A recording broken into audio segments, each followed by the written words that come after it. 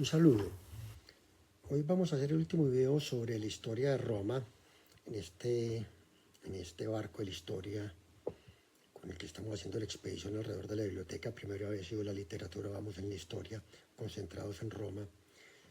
Y este último video es acerca de una figura trascendental en la historia de Roma, Cayo Julio César. Con Julio César termina la República y empieza el Imperio. Una figura muy polémica, amado y odiado, pero nadie que se acerque a la historia puede ser indiferente a una figura del tamaño de la de Julio César. Julio César era sobrino de la esposa de Mario, el gran líder de los populares. Recordemos que en este momento, desde los Gracos, Roma estaba dividida en dos grandes partidos, los populares y los optimates. Los optimates representaban la nobleza.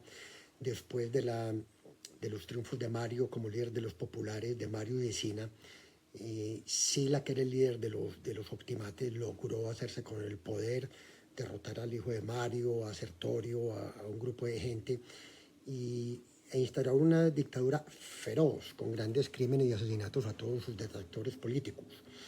Dentro de eso, cuando estaba en el poder, arremetió contra César.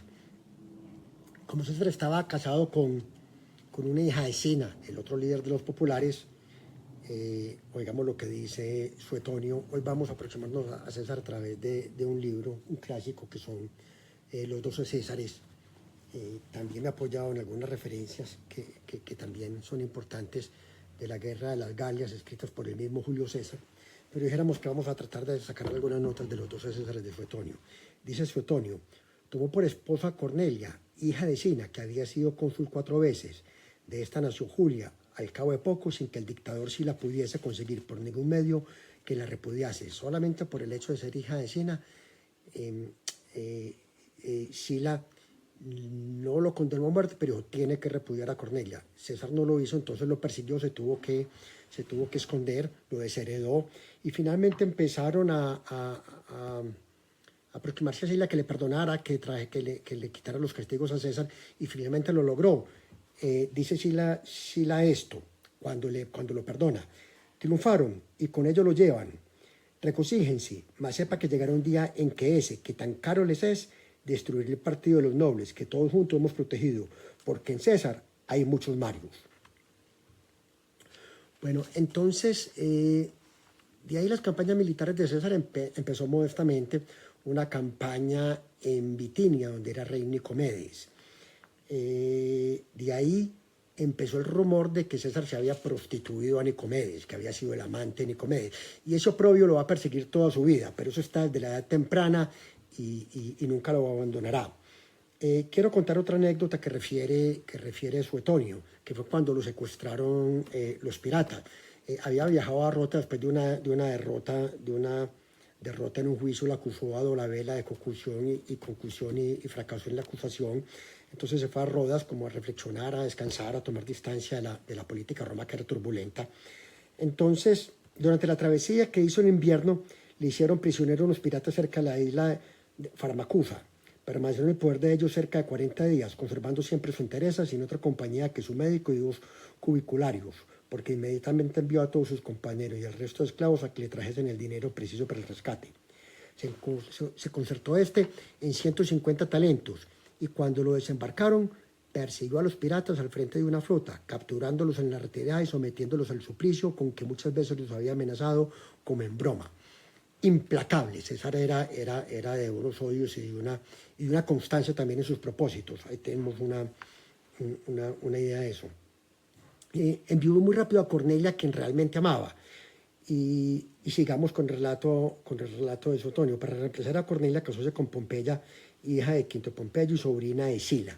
O sea que ahí se empezó a emparentar con el partido de los optimates. A esta Pompeya la repudió porque en unas fiestas que estaban reservadas solamente para las mujeres, dicen que disfrazado de mujer, Clodio entró a la casa de Julia y estuvo en todos los banquetes, de Pompeya. César la repudió, y cuando le dijeron que es que ella no había hecho nada, dijo: es que la mujer del César no solamente tiene que ser buena, sino parecer buena. Bueno, entonces, después de estos episodios, vamos a la primera gran dignidad de César, que fue cuando fue nombrado cónsul. Hizo su campaña junto con Marco Víbulo. Los optimates se alertaron y empezaron a ofrecer dinero para atraer aliados, donde el propio Catón el joven dijo con ocasión de esto, y haber dado dinero para tratar de oponerse a César, que por aquella vez la corrupción sería beneficiosa para la República. Bueno, de todas maneras, en ese momento, cuando logró el consulado, el Senado le dio unos cargos a sus amigos secundarios. Entonces él inmediatamente hizo alianza con Pompeyo y Craso. Pompeyo, que era el general líder de los optimates junto con Sila, y Craso, que era otro general importante. Escuchen, para traerse a Pompeyo, irritado como estaba entonces contra los senadores que vacilaban en aprobar sus victorias sobre el rey Mitrídates, reconciliándose también con Craso, que continuaba enemistado con él desde las violentas querellas de su consulado, concertando con ellos una alianza, por la cual no se haría nada en el Estado que degradase a cualquiera de los otros tres. Esta alianza da origen al primero de los grandes triunviratos, que fueron Julio César con Pompeyo y con Craso. Pompeyo había hecho la gran campaña contra Mitrídates, que era un rey de Asia que había hecho una rebelión brutal contra Roma, y Craso, otro general importante, pero que después caería en desgracia, porque hizo la campaña contra los partos, y en los partos se equivocó militarmente y sucumbieron todas sus legiones, lo masacraron. De ahí viene la palabra un error craso, de este Craso con que se alió Julio César en ese momento.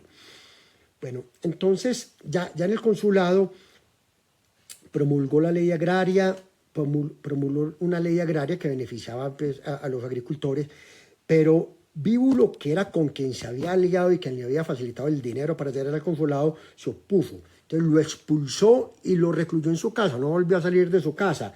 De manera que desde aquel momento dirigió César todos los asuntos del Estado por su única y soberana autoridad, hasta el punto de que algunos, antes de firmar sus cartas, las fechaban por burla, no en el consulado de César y Víbulo, sino en el consulado de Julio y de César.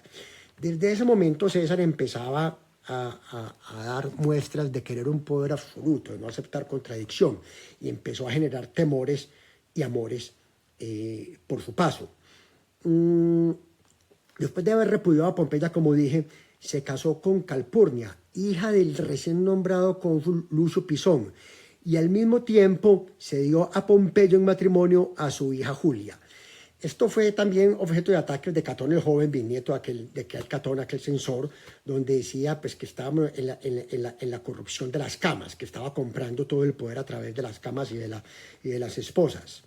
Entonces, apoyado ya por su suegro, que se había casado pues, con Calpurnia, que era su hija, y por su yerno, que era Pompeyo, que le había dado su hija, logró que lo designaran para las Galias, y ahí realizó su famosa campaña de las Galias, conquista las Galias y conquista Britania, todo narrado en este libro, La Guerra de las Galias, extraordinaria narración. Entonces dijéramos, esto fue lo que le dio el verdadero impulso a César para volverse el verdadero líder de la República Romana. Entonces, a partir de esto, pues la campaña de las Galias fue supremamente exitosa, y ya dijéramos que lo volvió un hombre pues supremamente rico por los botines de guerra y el poder que tenía, y con el poder dedicó a comportarse como un verdadero demagogo, y más que era el representante del Partido Popular. En los años pródigos distribuía el trigo sin tasa ni medida, y algunas veces se le vio dar a cada hombre un esclavo tomado el botín. A cuantos rodeaban a Pompeyo y a la mayor parte de los senadores, los había hecho deudores suyos sin exigirle interés o siendo este muy reducido. Sus liberalidades se extendían hasta los libertos o esclavos según la influencia que ejercían sobre el ánimo de su señor o patrono. Desplegó una demagogia brutal, obviamente pues dentro de su labor del Estado. Pero bueno, finalmente entonces sucedió lo que lo que tenía que suceder. El Senado empezó a limitarlo, le quitó el poder sobre las Galias, sobre las legiones, dijo que tenía que entregar sus legiones, tenía que volver a Roma si quería postularse para un nuevo periodo de consulado sin las legiones. Ahí es donde empieza la gran frase que le atribuye Cicerón. Cicerón dice que César recitaba un verso de Empédocles, el dramaturgo griego, que dice: si hay que violar el derecho, que sea para que puedas gobernar.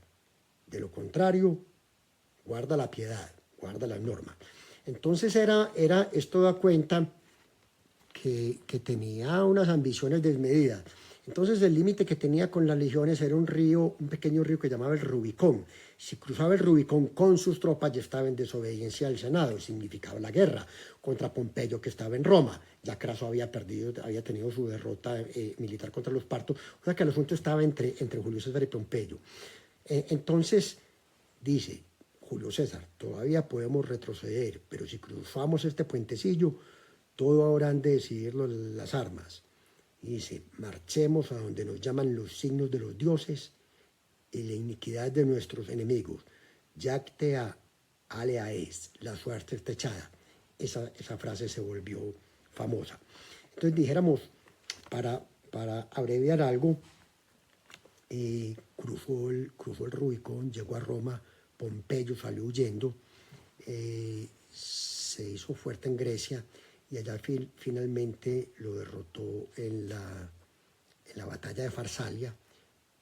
Quedaron algunos restos del ejército de los optimates liderados por Catón el Joven, los persiguió hasta Egipto y allá los mató y derrotó, y allá fue donde se dieron dos sucesos importantes en la historia.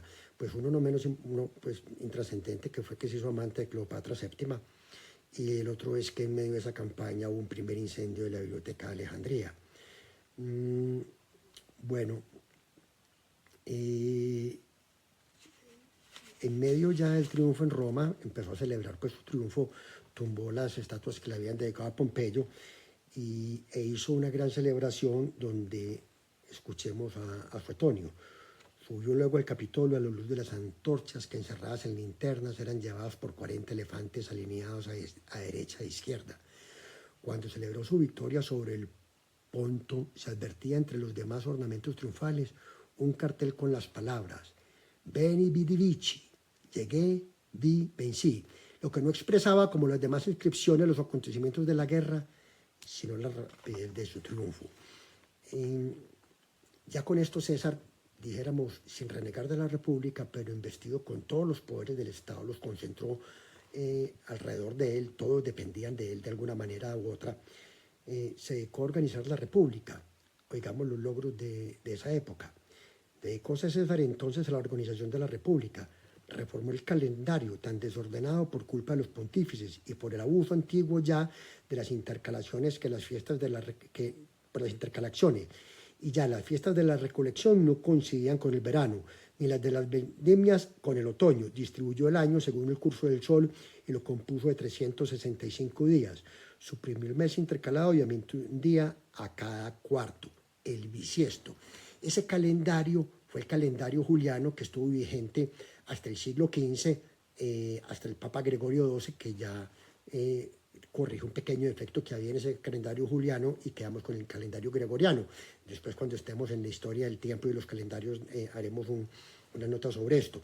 Entonces dijéramos que el bisiesto que nosotros celebramos cada 4 años viene del calendario juliano de Julio César. Tuvo una labor imprescindible como dictador, pues extraordinaria, pero con control absoluto de las votaciones sobre cada de las tribus de Roma. Les mandaba a cada tribu cuando iba a votar: César, dictador a la tribu tal. Os recomiendo a este o a aquel para que obtengan su dignidad por vuestro sufragio. O sea que él le decía a todo el mundo cuál era la voluntad para ver cómo tenían que actuar. Entonces, pero también tuvo una gran actividad promoviendo el conocimiento y las artes. Concedió el derecho de ciudadanos a cuantos practicaban la medicina en Roma o cultivaban las artes liberales, que con la intención de fijarlos de este modo en la ciudad y atraer a todos los que estaban fuera, le dio lustre a Roma. O sea, todo el que era médico, todo el que tenía algún conocimiento de algún arte, lo atraía a Roma. Quería reducir a justa proporción todo el derecho civil y compendiar en poquísimos libros lo mejor y lo más indispensable del inmenso y difuso número de leyes existentes. Se proponía formar bibliotecas públicas griegas y latinas, lo más nutridas posibles y en cargar a barrón el cuidado de adquirir y clasificar los libros. Una actividad, dijéramos, de resumen legislativo, de cultura, que en alguna manera asemeja a otra persona que, siendo dijéramos, elegido por los principios democráticos y liberales, llegó al imperio, como fue Napoleón. Napoleón también hizo un compendio de leyes, acabó con el ancien régimen y de ahí sale el derecho napoleónico, cosa que este compendio legal asemeja mucho las figuras de Julio César y Napoleón. Finalmente,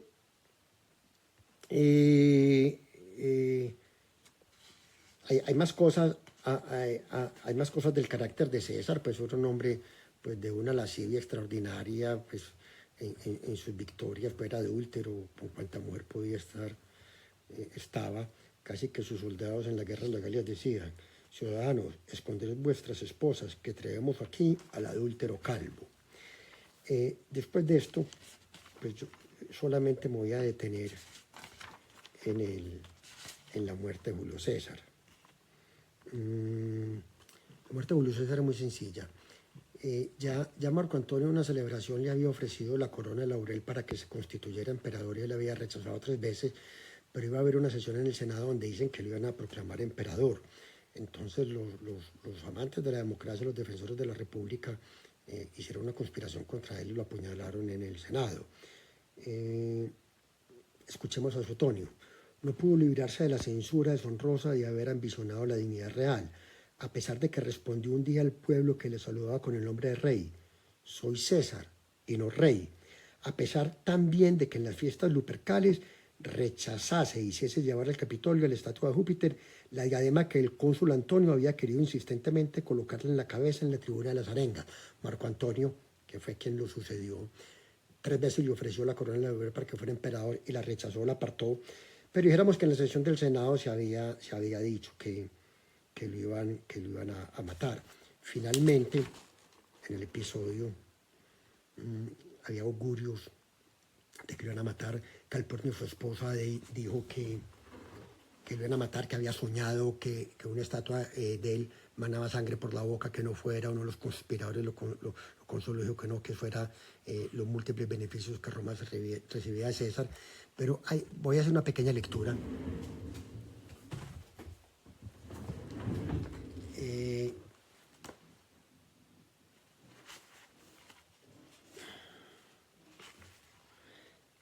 Y es del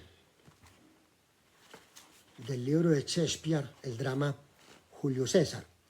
Calpurnia, cuando le dicen que no vaya al Senado, que lo van a matar, que soñó que lo iban a matar, dice Shakespeare de manera muy poética que César le respondió: 1000 veces muere un cobarde antes de muerto.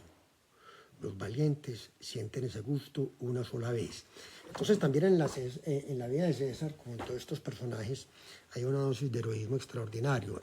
Tiene que estar a la altura de su destino, a la altura de sus compromisos, a la altura de sus dignidades. En todo caso, pues lo empiezan a apuñalar. Entonces dice: recibió 23 heridas y solo la primera lanzó un gemido sin pronunciar ni una palabra. Sin embargo, algunos escritores refieren que viendo avanzar contra él a Bruto, le dijo en lengua griega: tú también, hijo mío. Es que Bruto era hijo de Servilia, su amante, y una mujer que adoró.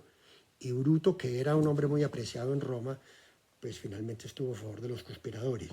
Murió Julio César. Se dio una pequeña guerra, dijéramos que recogieron las banderas de César caído, el segundo triunvirato, que fueron Marco Antonio, Octavio y Lépido, derrotaron finalmente a Caso y a Bruto, que fueron los conspiradores, y ya posteriormente se dio la pugna entre Octavio y Marco Antonio. Ya Octavio derrotó a Marco Antonio en la batalla de Accio y empezó el imperio. Y el imperio ya a partir de eso nos determina. Una vida conflictiva, heroica, llena de determinación, de pros y de contras. Dijéramos que en principio César estaba revestido por los principios del Partido de los Populares, finalmente encarnaba una ambición desmedida, como los líderes de ambos partidos, como fueron Mario y Sile, como fueron los demás. Nuevamente, la historia, los hechos antiguos, por muy lejanos que los veamos, nos configuran, nos han configurado, pero sobre todo lo que nos sigue configurando son las pasiones humanas que siempre han estado presentes y en pugna a través de todos estos años. Fue un poco largo el capítulo, pero el tema lo meritaba. Muchas gracias, que estén bien.